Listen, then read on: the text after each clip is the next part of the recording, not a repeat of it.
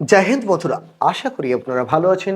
আমি আপনাদের বন্ধু এক্স সোলজার ফিরদৌস মণ্ডল, আপনার হাজির প্রি ডিফেন্স একাডেমিতে।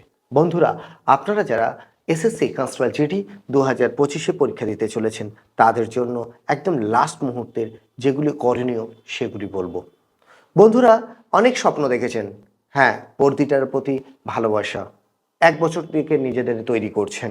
এই মুহূর্তে নতুন আর কোনো কিছু হাত দিও না।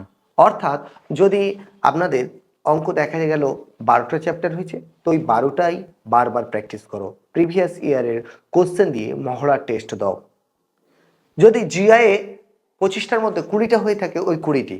অর্থাৎ আমি বলতে চাইছি নতুন কোনো কিছু আর এই মুহূর্তে নেবে না। অর্থাৎ পুরানো যেগুলি আছে সেগুলি বারে বারে রিভিশন করো, নিজেকে ঝালিয়ে নাও। আর মাত্র কয়েকদিন পরে তোমাদেরকে যে এক্সামটা দেবে, সেই এক্সামে যেটা জানা তার মধ্যে দিয়ে সেই চ্যাপ্টার থেকে না জানো একটিও যায়। এটি হলো তোমাদের প্রথম। দ্বিতীয় যে পরামর্শটি দেব সেটি হলো টাইম ম্যানেজমেন্ট। বন্ধুরা, তুমি জানো অনেক কিছু, কিন্তু 80টার মধ্যে 50টা প্রশ্ন করে এসেছো। সেক্ষেত্রে 50টার মধ্যে অনেক ভালো রেজাল্ট করেও 45টা করলে দেখা গেল তোমার সাকসেস হয়নি। কিন্তু যে বন্ধু 80টাই পড়েছে এবং পড়ে সে 65টা করে এসছে, সে কিন্তু সাকসেস হয়ে গেছে। অর্থাৎ সর্বপ্রথম যে রুলস, তোমাকে 100% প্রশ্ন পড়তে হবে এবং তার মধ্যে যতটুকু তোমার জানা আছে সেগুলি নামাতে হবে। এবং তৃতীয় পরামর্শ যেটি তোমাদের দেব সেটি হলো ভুল প্রশ্ন করা যাবে না। অর্থাৎ যেটি তুমি জানো না সেখানে ভুল করেও টাচ করবে না, ছেড়ে দিতে হবে।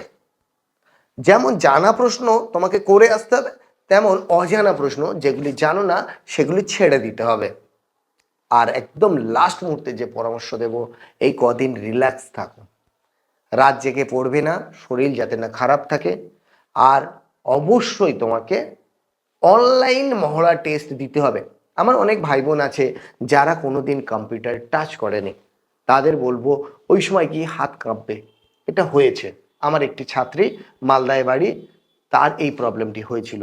সেই জন্য আমি তোমাদের পরামর্শ দেব, অবশ্যই কোনো না কোনো সাইবার ক্যাফে যাবে, গিয়ে সেখানে অনলাইন তোমাদের টেস্ট দেওয়া প্রয়োজন। তাতে খানিকটা কনফিডেন্স আসে, কিভাবে কি করতে হয়, এই ভুল করার সম্ভাবনা কম থেকে থাকে। এই কয়টি পরামর্শ মাথায় রেখো। আর যদি কিছু জানতে চাও অবশ্যই কমেন্ট করবে। ভালোবাসা থাকলো তোমাদের জন্য, আশীর্বাদ থাকলো। অবশ্যই তোমরা কমেন্ট করে জানাবে এবং লাইক করে নিজের কাছের বন্ধু বা আপনাদের যে ছাত্রছাত্রীরা আছে তাদের কাছে এই ভিডিওটি পৌঁছে দেবেন। ভালো থাকবেন, সাথে থাকার জন্য ধন্যবাদ। জয় হিন্দ, জয় ভারত।